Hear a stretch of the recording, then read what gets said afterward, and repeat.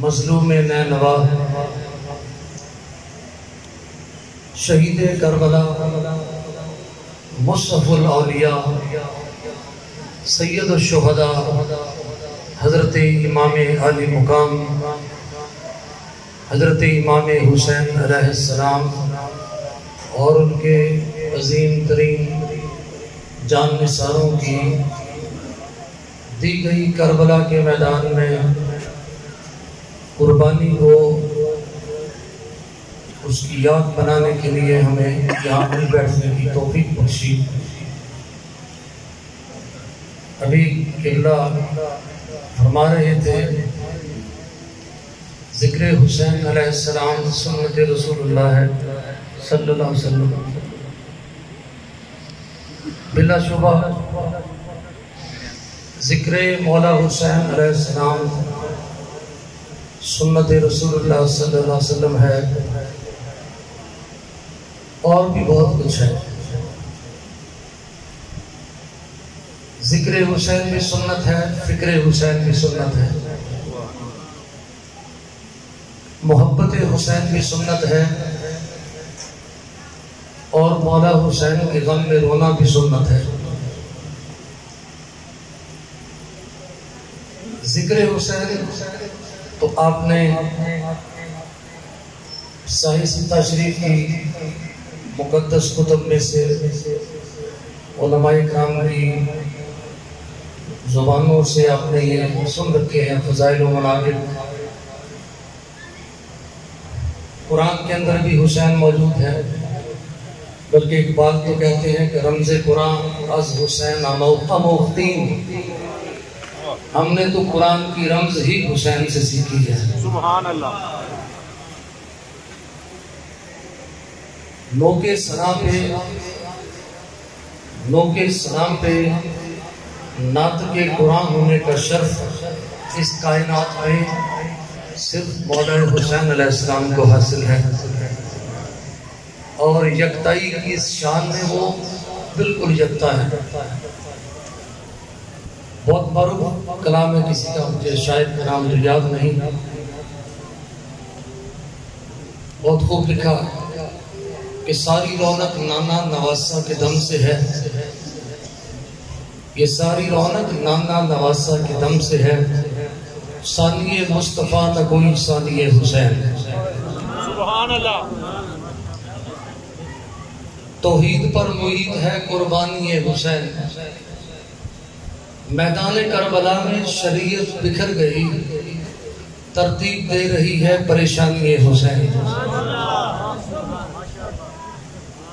یہ کسی شاعر کا کلام تھا، مجھے کچھ یاد رہا کچھ نہ رہا۔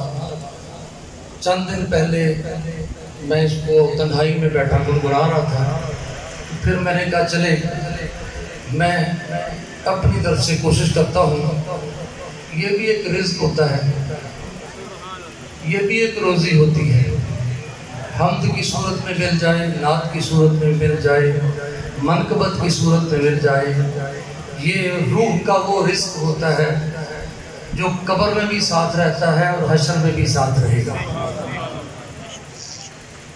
لوگ اپنے اپنے محبوبوں کی بات کرتے ہیں، کسی کو یزید اچھا لگتا ہے اس کو مبارک ہو،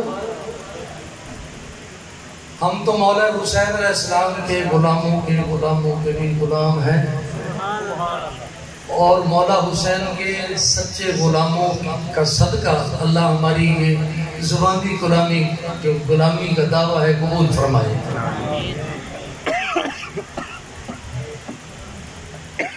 جیسا کہ قبلہ قاری صاحب فرما رہے تھے کہ آج کا یہ دور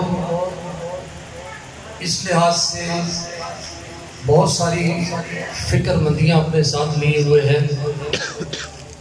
آج ہم نے اہل بیت اطہار کا یا شہداء کربلا کا ذکر جو ہے، اس کو صرف کسی ایک مسلک یا فرقہ کے ماننے والوں کے سپرد کر رکھا ہے۔ میں یہ بات 14 صدیوں کی تاریخ تصوف و ولایت کے پس منظر میں ڈنکے کی چوٹ پر کہنے میں حق بجانب ہوں کہ ذکر حسین ہو، فکر حسین ہو، عشق حسین ہو، اطاعت حسین ہو، اتباع حسین ہو، غم حسین کو منانے کی بات ہو، اللہ کی قسم جو اس غم کی امانت کی پاسبانی ہمارے اولیاء کرام نے کی ہے، کوئی دوسرا دنیا میں نہیں کر سکا۔ کیا بات، کیا بات، سبحان اللہ۔ میں نے خطہ پنجاب میں ان کی بالخصوص جگہ جگہ بات کرنے کا شرف حاصل ہے، اور اللہ کا شکر ادا کرتے ہیں ہم سینہ تان کر اجمیر کے غریب نواز کے یہ لکھے ہوئے 4 کلمات، 4 مصرے جب دنیا کو سناتے ہیں، جس نے سنے ہیں اس کا تو ایمان تازہ ہو جاتا ہے، اور جس نے نہیں سنے ہوتے اور اگر اس میں ایمان کی کوئی ردی ہو اور ذہن اس کا غیر جانبدار ہو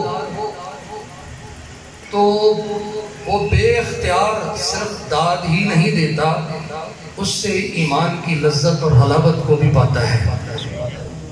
میں آپ سب نے سنے ہیں، دہرائے جاتے ہیں، ایسا کمال لکھا ہے ہند الولی نے، عطائی رسول نے، غریب نواز نے، معین الحق نے، معین الدین نے، چشتی اجمیری نے۔ کیا لکھا؟ شاہ است حسین۔ اس کا ترجمہ بڑا سادہ ہے، آپ سمجھتے ہیں، لیکن یہاں چونکہ بے معزز اساتذہ کرام بیٹھے ہیں، میں اردو کی بجائے اس کو چاہوں گا میں انگریزی میں ٹرانسلیٹ کروں، کچھ لطف عجیب سا ہے۔ شاہ است حسین، غریب نواز فرماتے ہیں حسین از اے کنگ۔ واہ واہ، کیا بات، جی نہیں بھرا، سبحان اللہ، جی نہیں بھرا، پھر کہا بادشاہ حسین، حسین is the king of the kings۔ سبحان اللہ، کیا بات،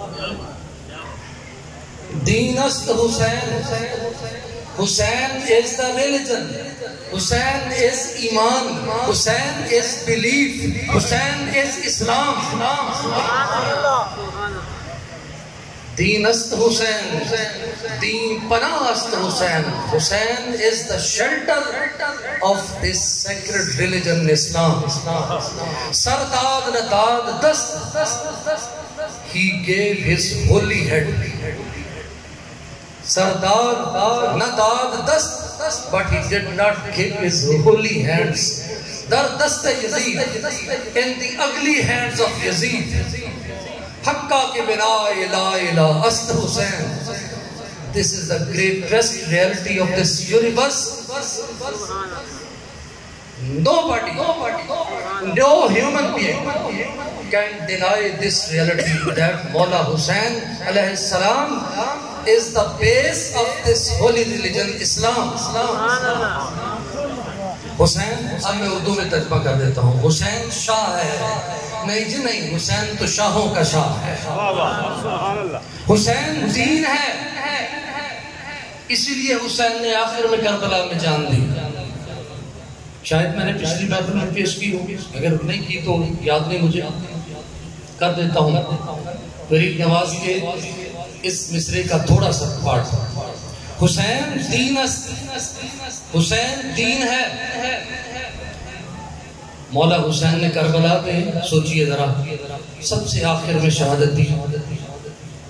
ایک بیمار زین العابدین علیہ السلام تھے جو انتہائی بیماری کے عالم میں ہل بھی نہیں سکتے تھے، نکاحت کا ہی عالم تھا۔ اگر مولا حسین علیہ السلام کربلا کی صبح آتے ہی شہید ہو جاتے تو سارا قافلہ بچ جاتا۔ کیوں آخر میں سر کٹوایا؟ اس لیے آپ جانتے تھے بربر میں اگر حسین کٹ گیا تو یہ ایمان کا قتل ہے۔ حنظلہ بن اسد کٹ گیا، جانثار ہے، ایمان کا قتل ہے۔ عبداللہ بن عمیر الکلبی کٹ گیا، ایمان کا قتل ہے۔ چلو کوئی نہیں، کٹوا دیئے، الغرض 72 کٹوا دیئے۔ اہل بیت اطہار کے وہ پھول، وہ مقدس پھول، وہ پاک ہستیاں جو سیرت اور صورت دونوں میں رسول اللہ جیسی تھی، وہ بھی کٹوا دیے یہ سوچ کر کہ شاید اللہ ان کو ہدایت دے دے۔ ابھی دوست منقبت پیش کر رہا تھا کہ حسین کی ہستی مظہر ہے رسول پاک صلی اللہ علیہ وسلم کی۔ آپ صلی اللہ علیہ وسلم رحمت للعالمین ہیں، مولا حسین رحمت للعالمین کا نواسا ہے۔ آخری دم تک خطبہ حجت ارشاد فرماتے ہیں کہ شاید اتنے قتل کرنے کے بعد شاید اب ان کو ہدایت آ جائے تو کل قیامت کے دن میں نانا کی حضور میں ان کی شفاعت کے لیے پیش ہو جاؤں۔ یہ ہے رحمت للعالمین، لیکن یہ جانتے تھے کہ میرا قتل صرف ایمان کا قتل نہیں، یہ دین کا قتل ہے، اور دین کا قاتل کبھی بخشا نہیں جاتا، بخشا نہیں جاتا۔ اس لیے آخر میں سر کٹوایا۔ حسین دین است، حسین دین کی پناہ ہے۔ تو عزیزان گرامی، میں یہ عرض کر رہا تھا کہ مولا حسین علیہ السلام کی یاد میں رونا آپ صلی اللہ علیہ وسلم کی سنت مبارکہ ہے۔ یہ روایت اہل علم سے، علماء کرام سے آپ نے سنی ہے، جو ولادت کے حوالے سے ہے۔ حضرت ام فضل بنت حارث جس کی راوی ہیں، جنہوں نے خواب دیکھا، چلے میں پیش کر دیتا ہوں۔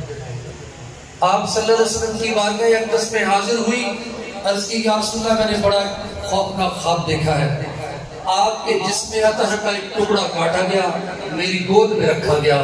فرمایا یہ خواب تو بہت کمال کا ہے، ان قریب اللہ تعالیٰ فاطمہ کو ایک بیٹا عطا کرے گا جو پرورش کے لیے تیری گود میں رکھا جائے گا۔ پھر فرماتی ہے ایک دن میں مولا حسین کو لے کر بارگاہ رسالت ماں پہ حاضر ہوئی، آپ صلی اللہ علیہ وسلم نے مولا حسین کو ہاتھوں پہ اٹھایا ہوا تھا۔ میں نے توجہ ادھر کی، کچھ پل بعد میں نے جب حضور کو دیکھا تو حضور کی آنکھوں سے آنسو روان تھے۔ میں نے عرض کیا یا رسول اللہ کیا ہوا؟ فرمایا ابھی جبرائیل میرے پاس آئے تھے اور مجھے بتا کر کے گئے ہیں کہ اللہ کی حبیب صلی اللہ علیہ وسلم ان قریب آپ صلی اللہ علیہ وسلم کی امت آپ کے اس نواسے کو قتل کرے گی۔ یوں قاتلان حسین کا تو فیصلہ ہو گیا۔ قاتلان حسین کون ہے؟ کوئی حنود و یہود نہیں، نبی کا کلمہ پڑھنے والے ہی تھے۔ جیسا کہ ہمارے شیخ نے مقالہ بھی لکھا ہے اور آپ کی نظروں سے گزرا بھی ہوگا کہ عشق جب اپنے امام کے حضور میں نیاز مندانہ خراج عقیدت پیش کرنے شام غریبہ کے بے مثل منظر پہ حاضر ہوا، بحران مچ گیا، زمین آسمان کی تنابیں ٹوٹنے لگیں۔ تھر تھرا کر پوچھا یہ کیا؟ ندا آئی یہ کائنات کے پروردگار کے حبیب اقدس محمد اطیب و اطہر روحی فدا جانم فدا صلی اللہ علیہ وسلم کی بیٹی کے بیٹے کا جسد اطہر ہے جس کو گھوڑوں کی ٹاپوں سے روند ڈالا گیا۔ ایک ندا پھر کی یہ قصد کس کا ہے؟ آواز آئی یہ قصد کفار کا نہیں، حضور اقدس صلی اللہ علیہ وسلم کے امتیوں کا ہے، اور ان کے اس تکرار نے کہ حسین کو جلدی قتل کرو، جمعہ کی نماز قضا نہ ہو جائے، عشق کو برتہ حیرت میں ڈال دیا۔ یہ بات عقل میں نہیں آنے والی ہے، عقل میں ادراک میں یہ بات نہیں آنے والی۔ عشق کا معاملہ ہے، اس شاہ کی سپرد ہے، وہی اس کو سمجھاتے ہیں، وہی بتاتے ہیں۔ رہی یہ بات کہ کربلا میں دونوں فوجوں میں وہ لوگ تھے جو نبی کا کلمہ پڑھنے والے تھے، بس ان میں سے ان میں جو تفریق ہے وہ قرآن نے بتا دی۔ یہ فرمایا استعینوا بالصبر والصلاۃ، نماز اور صبر کے ساتھ اللہ سے مدد مانگو۔ آگے فرمایا ان اللہ مع الصابرین، یاد رکھو اللہ صرف صبر کرنے والوں کے ساتھ ہے۔ اذان ابن زیاد کی فوج کے خیموں میں بھی تھی، اذان حسین کے خیموں میں بھی تھی۔ سجدہ ادھر بھی تھا، سجدہ ادھر بھی تھا، قیام ادھر بھی تھا، قیام ادھر بھی تھا، کلمہ ادھر بھی تھا، کلمہ ادھر بھی تھا، مگر یاد رکھو ادھر بے صبری انتہا میں تھی، ادھر صبر اپنے مقام معراج پر تھا۔ اور ان اللہ مع الصابرین۔ اسلام کو حکم ہوا اپنی سب سے قیمتی متاع میری راہ میں قربان کرو۔ سوچا مال پہلے ہی لٹا چکا ہوں، اونٹ بھیڑ بکریاں پہلے ہی دے چکا ہوں، یہاں تک کہ اپنی جان بھی اللہ کے سپرد کی، بے قدر کود پڑا آگ سے نمرود میں عشق، عقل ہے محو تماشائے لبے بام ابھی۔ آگ سے نمرود میں اللہ کی رضا کو رضا جانتے ہوئے، جبرائیل علیہ السلام کی فرمائش تک کو رد کرتے ہوئے، حسبنا اللہ و نعم الوکیل کو مانتے اور جانتے ہوئے بے خطر کود پڑا۔ حکم آ گیا یا نار کونی بردم و سلام علی ابراہیم۔ سوچا اگر میری جان کی ضرورت ہوتی تو یہ حکم تو نہ آتا۔ پیغمبرانہ فراست نے بلاخر یہ سوچا اور فیصلہ کیا کہ میری سب سے قیمتی متاع، عزیز ترین متاع، بڑھاپے کے عالم میں جو اللہ نے مجھے عطا کی ہے، وہ میرا رخت جگر حضرت سیدنا اسماعیل ذبیح اللہ علیہ السلام ہے۔ بیٹے سے بات کی کہ میں تجھے اللہ کی راہ میں قربان کر رہا ہوں، کیا کمال ہے۔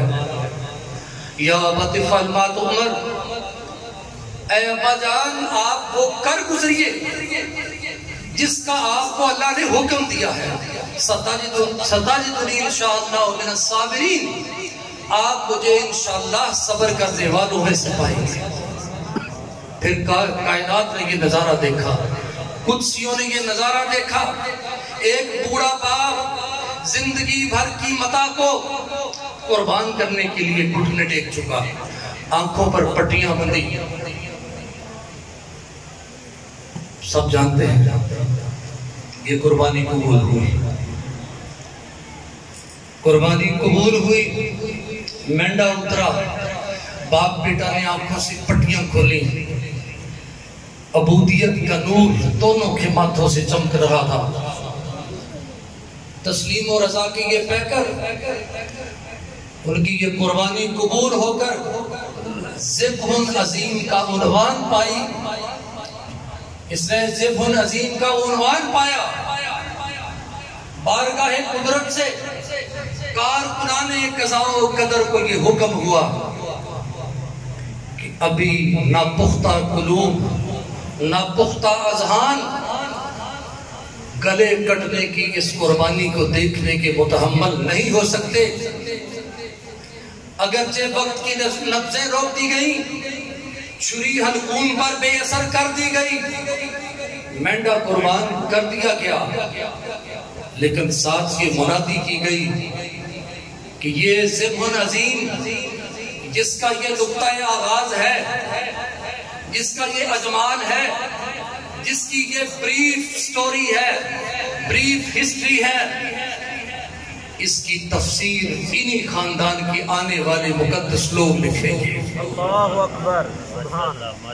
اقبال نے کہا سر ابراہیم و اسماعیل بود، رموز بے خودی میں لکھتے ہیں سر ابراہیم و اسماعیل بود، اجمال را تفصیل بود، کہ وہ داستان بلکہ اردو میں ان کا ترجمہ ہے کسی شعر کا، نہایت غریب و سادہ و رنگین ہے داستان حرم، نہایت ہے جس کی حسین ابتدا ہے اسماعیل۔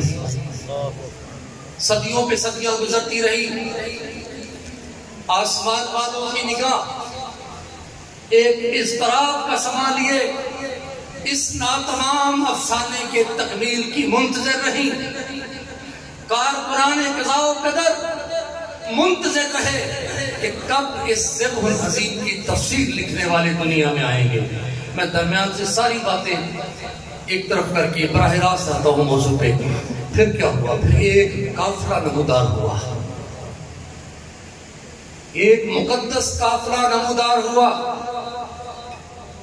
جس میں عورتیں بھی ہیں، بچے بھی ہیں، جوان سال بھی ہیں، بوڑھے بھی ہیں۔ اس کارواں کا امیر لشکر ایک عجب نورانی متانت لیے ہوئے اس قافلے کے ساتھ ساتھ ہے۔ ہاں، اس قافلے کے متوازی ایک دوسرا قافلہ بھی میدان میں اترتا دکھائی دیا۔ قریب آیا تو پتہ چلا وہ قافلہ نہیں، وہ ایک بڑا فوجی دستہ ہے، تیغوں، بھالوں، نیزوں، تلواروں سے لیس۔ دونوں قافلے آمنے سامنے ہوئے، اجاڑ بیابان، ظہر کا وقت تھا، شہزادہ علی اکبر نے اذان کہی۔ امام علی مقام نماز کی صفیں ترتیب دے رہے تھے، اس قافلے کے لوگ بھی پیچھے صف میں آ گئے۔ نماز سے پہلے پوچھا تم کون لوگ ہو؟ امیر لشکر بولا ابن زیاد کے بھیجے ہوئے ہیں، ہماری ڈیوٹی ہے کہ آپ کو گرفتار کر کے اس کے دربار میں لے جائیں۔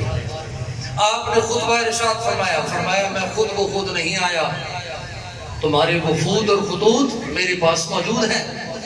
نماز ظہر ہوئی، ظہر کے بعد پھر خطبہ ارشاد فرمایا، لیکن ابن زیاد کے بھیجے ہوئے اس قافلے کا امیر اس وقت حر بن یزید التمیمی تھا، تمیمی خاندان کا یہ، جو ابن سعد نے جس کو کوفہ سے بھیجا تھا۔ وہ کہتا ہے جی ہمیں تو کچھ خبر نہیں، ہمارا تو ذمہ ہے ہم آپ کو ابن زیاد کے پاس لے جائیں۔ مولا حسین علیہ السلام نے فرمایا واللہ ایسا ہرگز نہیں ہوگا، یہ کبھی نہیں ہو سکتا۔ یہ قافلہ پھر آگے چلتا ہے، ایک درمیان میں کیا، یہ جو جس مقام کی میں نے بات کی اس کو مقام ذی حسن کہتے ہیں، اس پر حر بن یزید اپنی فوج کا دستہ لے کر امام علی مقام کے ساتھ ساتھ چلتا رہا، یہاں سے ساتھ ساتھ چلنا شروع ہوا۔ دوسرے مقام پر پھر ایسا ہوا، نماز کا وقت ہوا، اکٹھے نماز پڑھی، پھر امام علی مقام نے خطبہ ارشاد فرمایا، پھر اس کا وہی جواب تھا۔ آپ نے یزید پلید کے جو کارنامے تھے، جس نے شریعت کی تہس نہس بچا کے رکھ دی، حلال و حرام کو الٹ پلٹ کر کے رکھ دیا، امام علی مقام نے اس وقت رسول پاک صلی اللہ علیہ وسلم کے اس فرمان کا حوالہ پیش فرمایا کہ جابر حکمران کے خلاف جہاد کرنا لازم ہے۔ تیسرا مقام، درمیان میں بہت سارے ہیں، تفسیر میں نہیں جاتا ہوں۔ تیسرا مقام جہاں آپ خیمہ زن ہوئے تو پوچھا یہ مقام کون سا ہے؟ بتایا گیا حضور یہ ہے کربلا۔ فرمایا ہاں، کرب اور بلا، کرب اور بلا دونوں ملے تو بنتا ہے کربلا۔ وارسی صاحب کہتے ہیں جبر و صبر کے مناظرے کا نام کربلا، جبر و صبر کے مناظرے کا نام کربلا، افتتاح جنگ بدر، اختتام کربلا، اور تیرگی ہوئی تو خون کے چراغ جل اٹھے، صبح دائلہ کی تابناک شام کربلا۔ اور سن، حاصل مجلس شعر ہے، صرف شعر نہیں ہے، داستان ہے پوری اطاعت و اتباع کرنے والوں کے لیے۔ فرمایا فرض کی ترازو میں تولتی ہے فیصلے، پوچھتی نہیں زندگی کے دام کربلا۔ اس سے میں سادہ معنی اس کے سلیس کر دیتا ہوں۔ اللہ سب سے بڑھ کر غیرت مند، پھر اس کے حبیب صلی اللہ علیہ وسلم، پھر اس کا پیارا دین، اور دین کی غیرت گوارا نہیں کرتی کہ وہ ہر کسی کی قربانی کو قبول کرے۔ اس وقت بڑے بڑے جلیل القدر لوگ موجود تھے، مگر اس دین کو بچانے کے لیے، اس کی بقا کے لیے، احیاء کے لیے ایک شہزادہ نکلا، نبی کا نواسہ نکلا، جسے کائنات نے شہزادہ کونین تسلیم کیا. اور یاد رکھنا حسین کی یکتائی والی ان گنت شانوں اور مقامات میں سے ایک مقام یہ بھی ہے کہ کائنات نے صرف ایک شہزادے کو شہزادہ کون و مقام مانا ہے اور وہ مولا حسین علیہ السلام کی ذات اقدس ہے. ہماری کربلا ہے، خیمے لگ گئے. پہلی آزمائش دور دریائے فرات ہے پہاڑی کے دامن میں. اس مقدس قافلے پر پہلی آزمائش دریائے فرات کا وہ پانی جسے جنگلی جانور تک لوٹے، چرند پرند درند خزند لوٹے، خنزیر تک لوٹے. ارے وہ پانی نواسہ رسول پر ساقیے کوثر صلی اللہ علیہ وسلم جو کل قیامت کے دن امت کو جام کوثر عطا فرمائیں گے، ساقیے کوثر کے گھرانے پر وہ پانی بند کر دیا گیا. پیاس کے حوالے سے بڑے بڑے مارکے ہیں. کوئی ہسٹری کا آدمی بیٹھا ہو تاریخ کے حوالے سے بڑا تلخ مارکا ہے کورو پاڈو کا، بڑا تلخ ہے پیاس کے حوالے سے.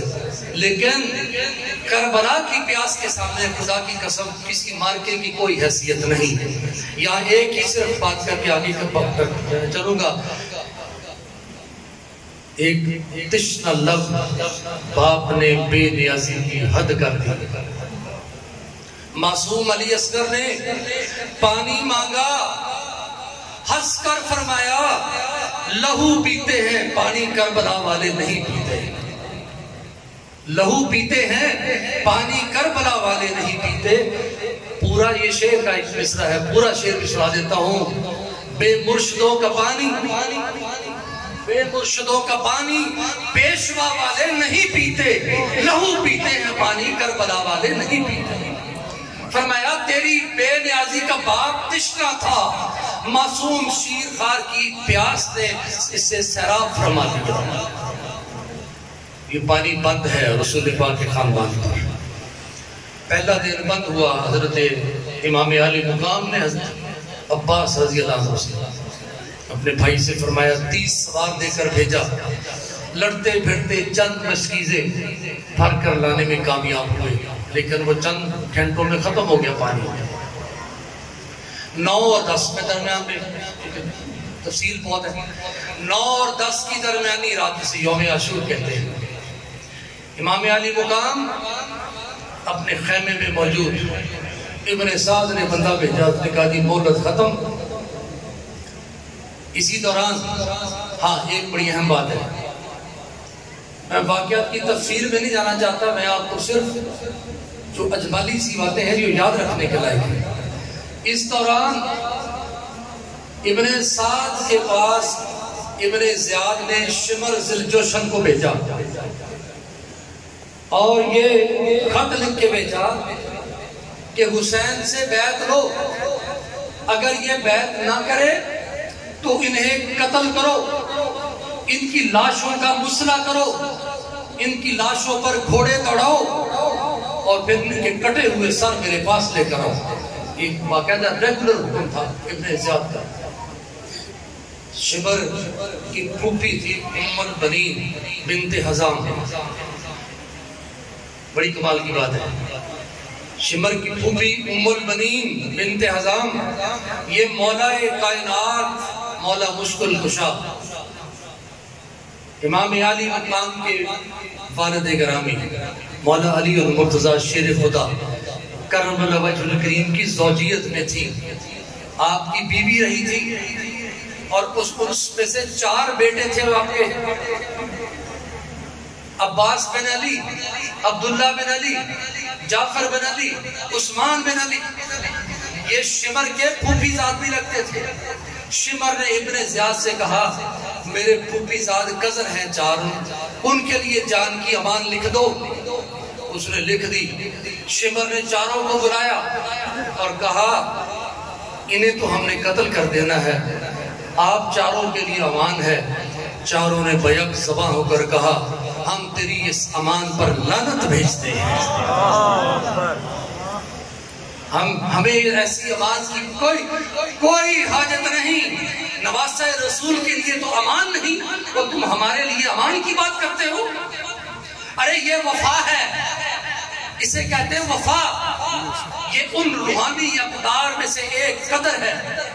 This is the one of the most precious spiritual value out of the Islamic values جن کو حسین نے کربلا میں زندہ کیا, آپ کے جان نثاروں نے زندہ کیا.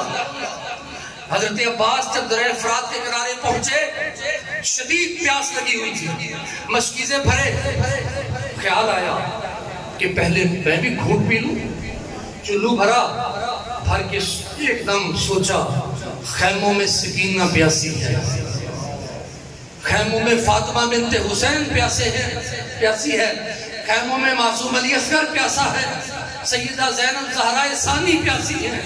ایسے عالم میں وفا اس کو نہیں مانتی کہ عباس کے حلق سے پانی کا گھونٹ نیچے اتر جائے. وہیں گرا دیا اس کو. ہاں, 9 اور 10 محرم کی درمیانی شب قطار فرمایا آج کی رات اس کو قطار متوی کرے. آج کی رات ہم جی بھر کر اللہ کا ذکر کرنا چاہتے ہیں. ہم تبلیغ کے لیے باہر نکلتے ہیں, بستیوں میں جاتے ہیں. یہاں بھی بھائی عبدالشکور شاہ صاحب یہ بھی تبلیغ کے لیے یقیناً جاتے ہیں باہر بستیوں میں.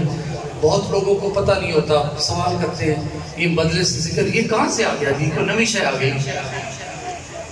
ارے قرآن میں اس کا ذکر, احادیث میں اس کا ذکر, اولیاء کرام کے آستانوں پر تو ذکر ہی ذکر. جہاں ذکر نہیں وہاں فطرات ہی فطرات, جہاں ذکر نہیں وہاں دنیا ہی دنیا. اس لیے کہ ذکر الہی جہاد اکبر ہے. اور میرے شیخ فرماتے ہیں جہاد سے بھاگنا حرام ہے, مرنا حرام نہیں. مرنا عین شہادت ہے, اور مردوں کی دنیا میں بھاگنے سے بڑی کوئی ذلت نہیں ہوا کرتی. مرد جس میدان میں اتر جاتے ہیں, ڈٹ جاتے ہیں, کٹ جاتے ہیں, لیکن بال بھر پیچھے نہیں ہٹتے. یہی حسینیت کا پیغام ہے کہ گردن حق کٹ تو سکتی ہے مگر جھکتی نہیں. زیر خنجر عزم و ہمت سے پکارا ہے حسین.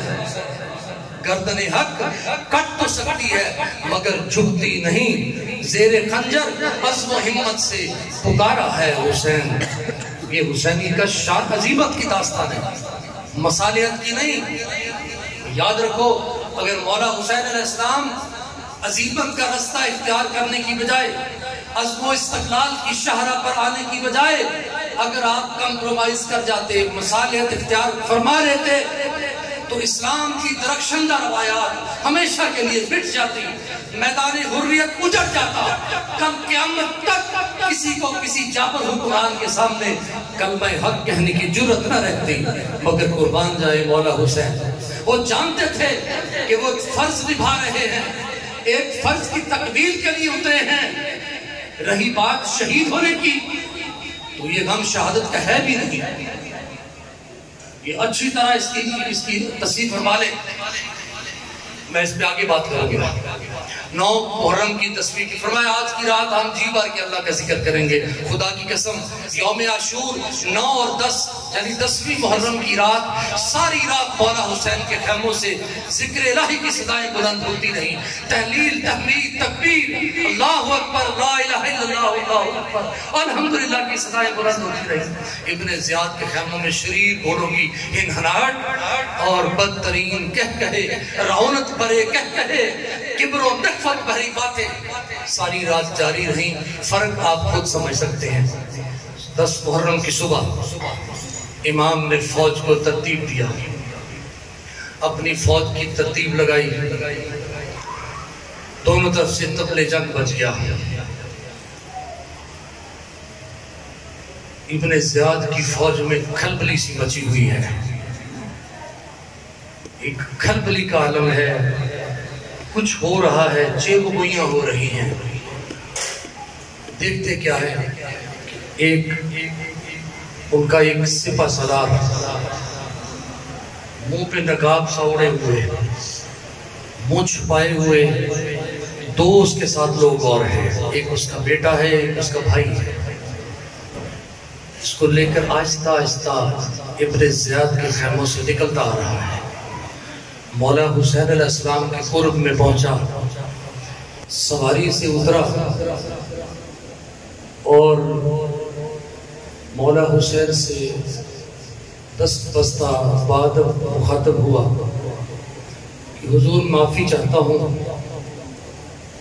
مجرم ہوں، معافی کا طلبگار بن کے آیا ہوں۔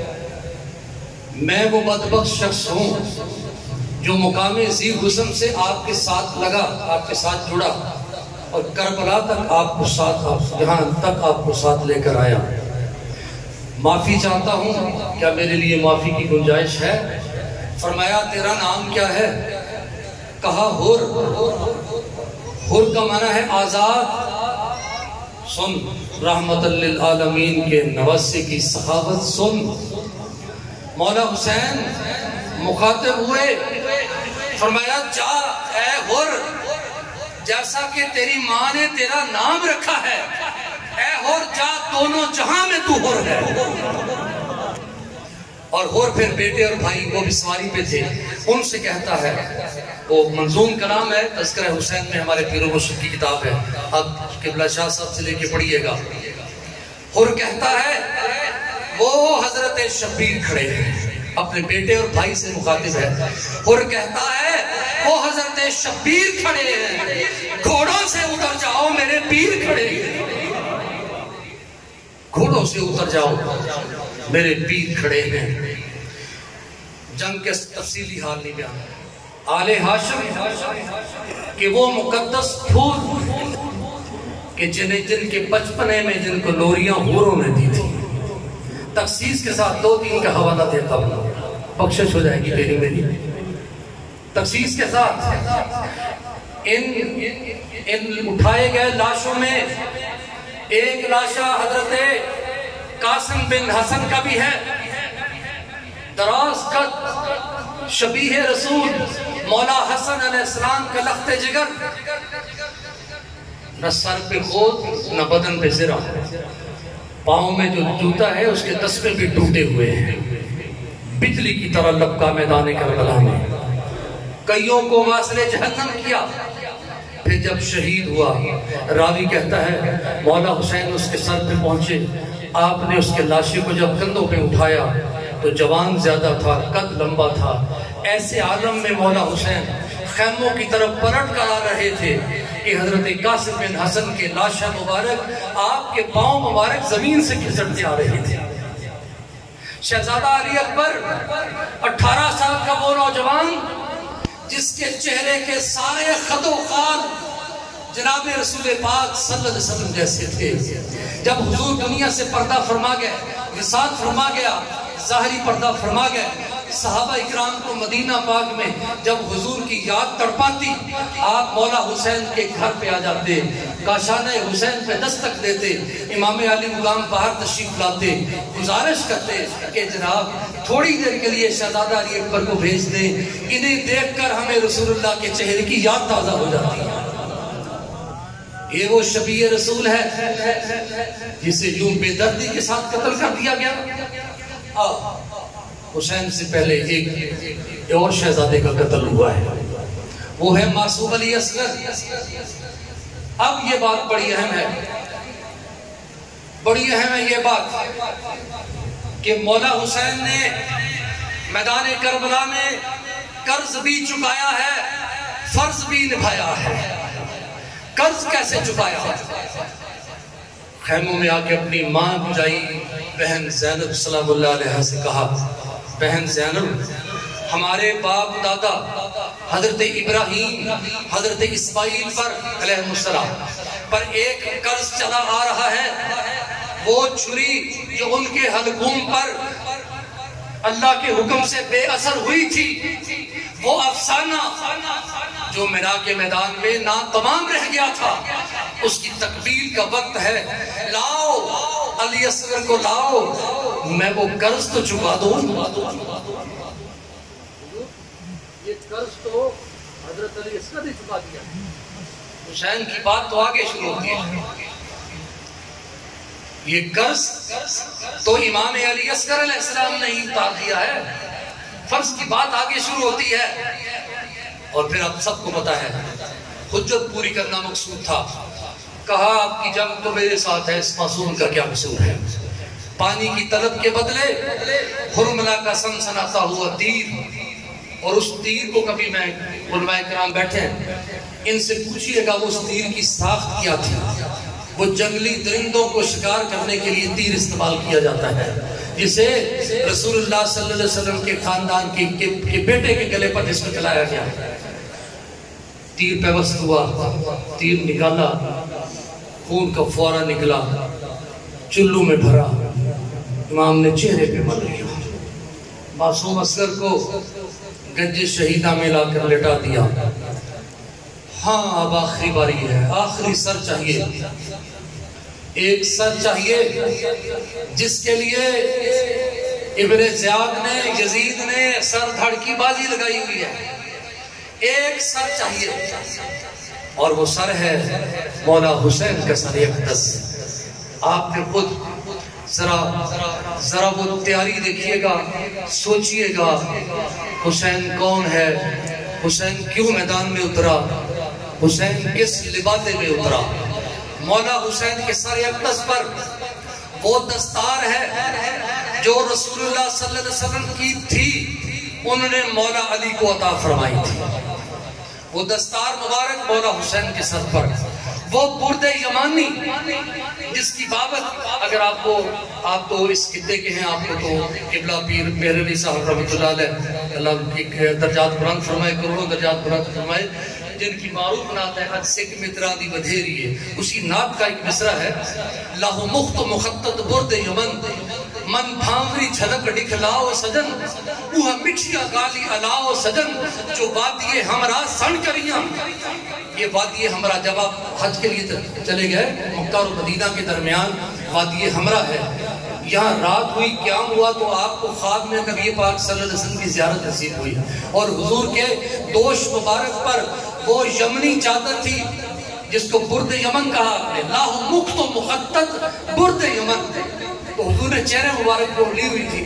تو آپ نے جب حضرت پیر میرعلی کو یہ زیارت کروائی تو وہ آپ نے وہ چادر مبارک ہٹائی چہرے سے، تو وہی فرمائش پاکستان میں آ کر اسی خواب کی یاد میں یہ رات لکھی گئی.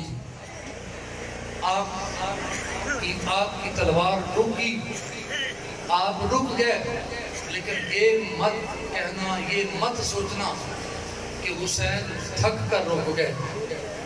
وہ تلوار مولا حسین کی، وہ تلوار جسے پیاس نہ روک سکی، جسے بھوک نہ روک سکی، جسے 72 جان نثاروں کے لاشیں اٹھانے کی مشقت نہ روک سکی، جسے آل رسول کے گھرانوں کے نوجوان بچوں کے لاشیں اٹھانے کا غم نہ روک سکا، جسے رسول پاک صلی اللہ علیہ وسلم کے گھرانے کی پاک بیویوں، عفت مآب بیویوں کے خیموں میں لگائی جانے والی آگ اور اس آگ کے بعد ہونے والی کیفیات کا خوف جس کی تلوار کو نہ روک سکا، وہ تلوار رک گئی. اور رکی اس لیے نہیں کہ حسین تھک گئے یا حسین نڈھال ہو گئے، رکی صرف اس لیے کہ نماز کا وقت ہو گیا تھا. یہ تلوار نماز کے لیے رکی. آپ نے نماز کی نیت کی، سجدہ میں گئے، دشمن نے موقع جانا. شمر نے سنان سے کہا بڑا تکڑا موقع ہے، امام کو قتل کر دو. سنان نے شمر سے کہا، ایک دوسرے کو قتل حسین پہ ابھارا. لا کر سنان بن انس نے امام علی مقام کو سجدے کے مقام پر آپ کا سر تن مبارک سے جدا کر دیا. اِنَّ لِلَّهِ وَإِنَّ إِلَيْهِ رَاجِعُونَ. آگے کی ذرا سنیے، ابھی یہاں تک تو داستان ہے، بات یہی یہاں نہیں رکی. دنیا میں بڑی بڑی جنگیں ہوتی رہی، بڑے بڑے سورما آپس میں دستوں گریباں رہے، بڑے بڑے فاتح آئے، لیکن کسی فاتح نے اپنے مفتوح کے ساتھ یہ سلوک نہیں کیا جو کربلا میں کیا گیا۔ سنان بن انس نے مولا حسین علیہ السلام کی گردن مبارک کاٹنے کے بعد آپ کا سر اقدس ہاتھوں میں پکڑا ہوا ہے، دیوانہ وار پاگلوں کی طرح کربلا کی زمین پر رقص کر رہا ہے، کہتا ہے مجھے سونے چاندی سے لاد دو، میں نے ایسا بادشاہ مار دیا ہے جس کی دنیا میں کوئی مثال نہیں تھی، اس کے مارنے کا مجھے انعام بھی تکڑا ہونا چاہیے۔ اس کے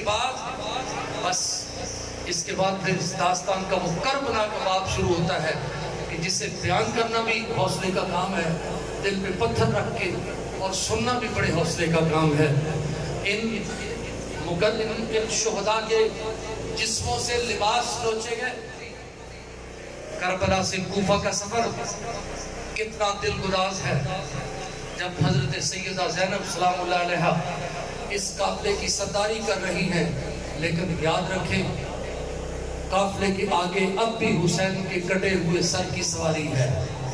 حسین کا کٹا ہوا سر، وہ سر مبارک جو کبھی رسول اللہ صلی اللہ علیہ وسلم کی گود کی زینت تھا، کبھی حضور کی کالی کملی میں لپٹا کرتا تھا، وہ سر مبارک جسے حضور بوسہ دیا کرتے تھے، وہ حسین جس کا رونا رسول اللہ کو بھی رلا دیتا تھا، اس حسین کو کس بے دردی کے ساتھ اس کے بچوں کو گاجر مولی کی طرح کاٹ دیا گیا، کربلا کے بازار میں پھرایا گیا، نیزے کی نوک پر ان کے سروں کی نمائش کرائی گئی، اور یہ کہا گیا کہ نعوذ باللہ چند باغی آئے تھے، ان کو یوں قتل کر دیا گیا۔ کوفہ سے شام کا سفر اور ابن زیاد اور یزید کے دربار میں حسین علیہ السلام کے سر اقدس کے ساتھ کی جانے والی گستاخیاں خدا کی قسم کبھی نہیں بھول سکتی۔ یہ اہل عشق کا شیوا ہے، عشق کے دعوے داروں، عشق رسول کے دعوے داروں، حضور سے محبت کا دم بھرنے والوں، یاد رکھو اہل طریقت اور اہل عشق کا یہ قیامت تک کا یہ فیصلہ ہے کہ عشق کی تمام منازل جب بھی طے ہوئی ہے، کربلا کی منظر کی پیشوائی میں طے ہوئی ہے۔ ایک پل کے لیے بھی اہل عشق کی آنکھوں سے یہ منظر اوجھل نہیں ہوا کرتا۔ حسین علیہ السلام کٹ گئے، سارا گھرانہ لٹا دیا، مگر دین بچایا بھی، دین آج ہم تک پہنچایا بھی۔ اگر حسین وہاں نہ کٹتے تو آج ہماری دین کی وجہ سے یوں عزت نہ ہوتی، ہماری مسجدیں یوں آباد نہ ہوتی، آج ہمیں دیندار نہ کہلاتے۔